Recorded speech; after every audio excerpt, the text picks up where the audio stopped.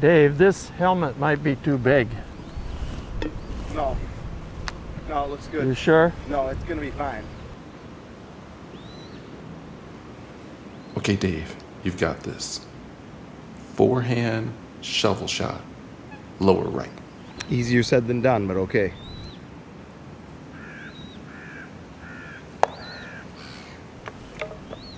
Get it. Bring it on, Dave. You don't know. Bring it on. Wait, Dad. Stop it. Stop it. You got it. No, again, outside. No, I got it. Outside. You guys over. Rep outside.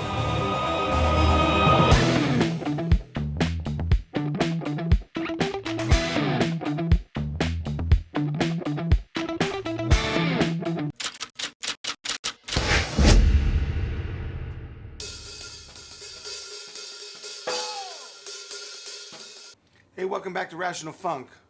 One of the ways that Joe and I have found that getting the gig is a lot easier if you've really decided to sit down and just play some grooves. Just what's up with this need to chop everything up into these micro bits and blops and have them at your mercy instead of just sitting down and play a groove. I think that there's been a couple of drummers that just kind of say like, yeah, what about a groove? And just play a groove. Now it's a bummer when it's a drummer that's all they do. So it's a lot easier thing to sit there and go like, man, I just show up and I'll come down to these guys at their clinics just play a nice groove. And why don't they just focus on a straight groove? And can you play a straight groove for a while you're playing all your crazy shit? What are these guys? They probably can't play something really straight. And I say to myself, man, that's a great point, sitting down and just playing a beat. But sometimes when you're used to playing a bunch of crazy shit, you're improvising constantly, and that's part of your art form, is to improvise and to also play music that's not backbeat oriented. Or at least that isn't the order of the day all the time. You have to deal with other coordinates to create a time orchestra, if you will. Like we talked about in the first round of the show, sometimes giving yourself something to deal with, a distraction to deal with. I don't consider this a distraction personally, but a lot of people might consider this a distraction. But give yourself an impediment, right, Joe? We talked about like me having to think about things before while I was playing independence exercises, correct? Like I think about state capitals while I'm trying something difficult. But then I was like, well, why don't I bring back the antler? You know what I mean? Why don't we bring back the antler? It doesn't mean the antler's ever been away. I play with the antler constantly. If you've ever seen me play, I actually have a Vic Firth Signature Series antler, which, when people have their sticks, different Vic Firth artists are like, I'd like to make my stick that's my own, and it fits my hand perfectly. And then I hope a bunch of 14-year-olds go to Guitar Center and buy it. But instead, which is odd because it puts you in the position of like, you got to have exactly what you want and then everybody needs to, you know what I mean, Joe? I like this sort of even playing field of like, there's about 8 designs of sticks and you just pick what works, right? But so often than not, we stick with a pair of sticks. Now that, by the way, stick with a pair of sticks, right? That was the name of my manifesto that I wrote, that actually was a philosophical manifesto that I wrote for Philosophy Now,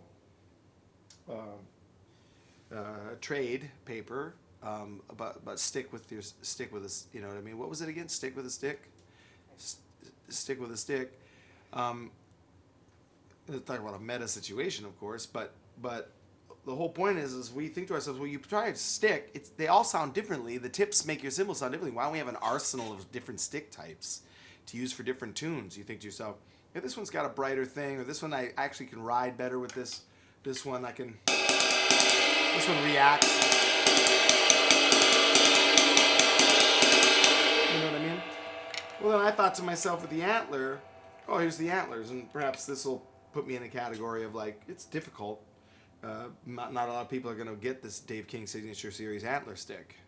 But if you do, the whole thing is designed as an impediment. It's not designed as some sort of funny thing or some sort of whatever. It's designed as, it takes you out of the realm of like, oh, it's pretty difficult to play an up-tempo, pretty difficult to play a bebop tune when you've got when you've got an antler in your right hand. You got to rethink it, right, Joe? And you can't just reach up here and do the left hand. You got to rethink the whole thing. Well, fine, reduce it. Grooves. We talked about it earlier, just playing a groove. But if you're one of those guys that's just like, I need to be playing a bunch of stuff, then give yourself an impediment to play the groove. Grab a pair of these antlers. This works. So it's more like this. Can I still make this groove? Nice snare off. Here we go, Joe. Just something like, something in the middle of the road, some groove thing. Even 16th note groove is really tough. Should I try that? I haven't warmed up, but. You hear the natural undulation that occurs, though, when you can give yourself an impediment like that? You know, another way to do this, too, is to drink a bottle of Jägermeister before you try it. That's actually something I've done before, too. I just drink the whole thing down, and your breath is quite nice because it's almost mentholated. Here how it's kind of swinging. You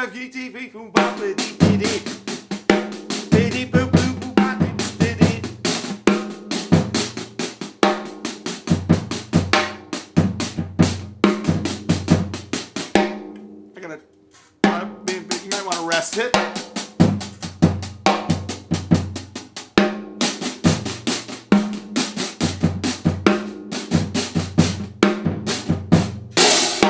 Now, you're thinking, oh, that's kind of funny, but check that out. That sounds good to me, right? It doesn't feel great, admittedly, on your hand, but that's the point is to put yourself in an uncomfortable position to try to focus yourself, right, Joe?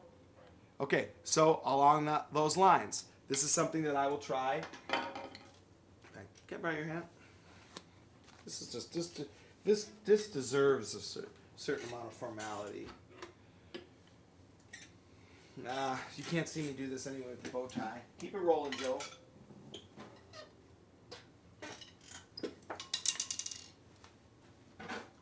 So, Jimi Hendrix was on to something with this.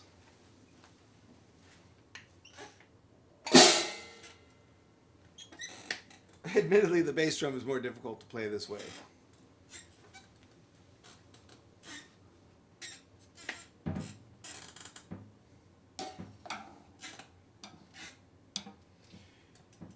Yeah, man, you never play anything simple, do you, Dave? You never even break it down. You gotta be always doing your macked out shit. Not necessarily.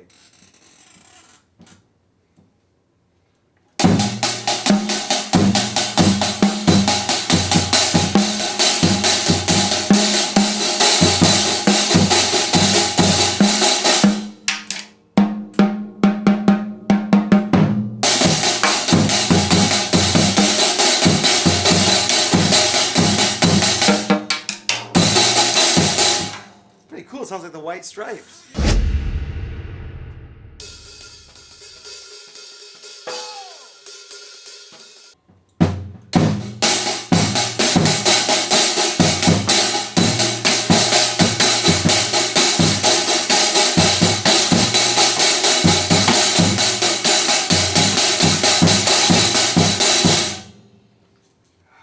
That reminds me of the great drummer of Fishbone, Fish. Who's an incredible drummer. In fact, the record, The Reality of My Surroundings, is one of the greatest records, I think, one of the most underrated, incredible records ever made. But it wasn't always underrated. In 1991, when that record came out, Fishbone, The Reality of My Surroundings, it was about 7 or 8 months before grunge took over.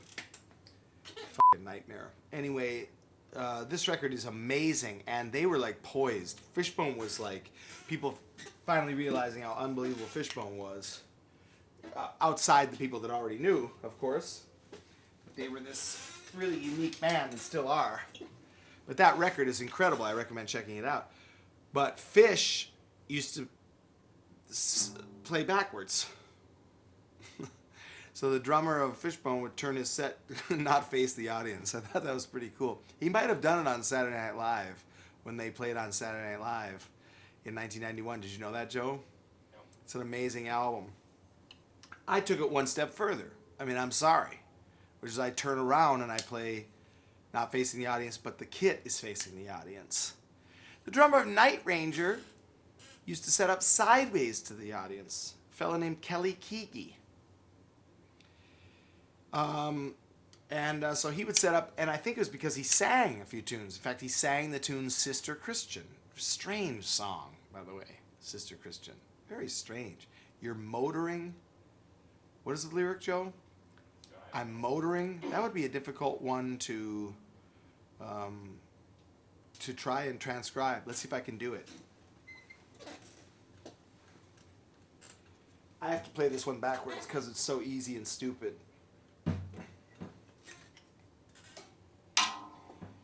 You're motoring. God dang, Joe. Motoring.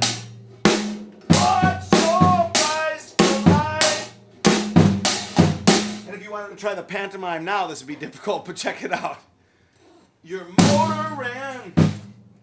What's your price for bells? Take a left single.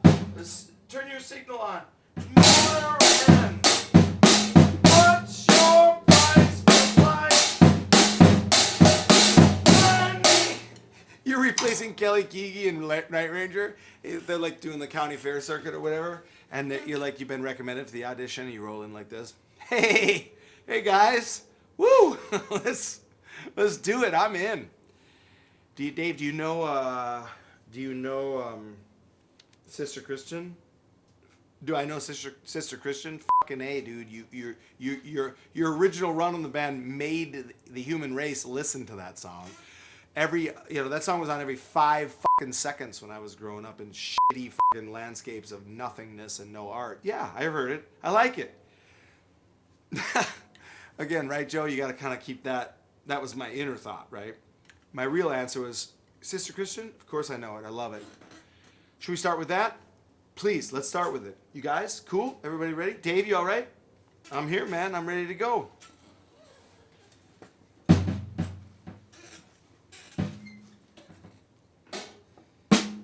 Count it off. Oh, you want me to? 1, 2, 3.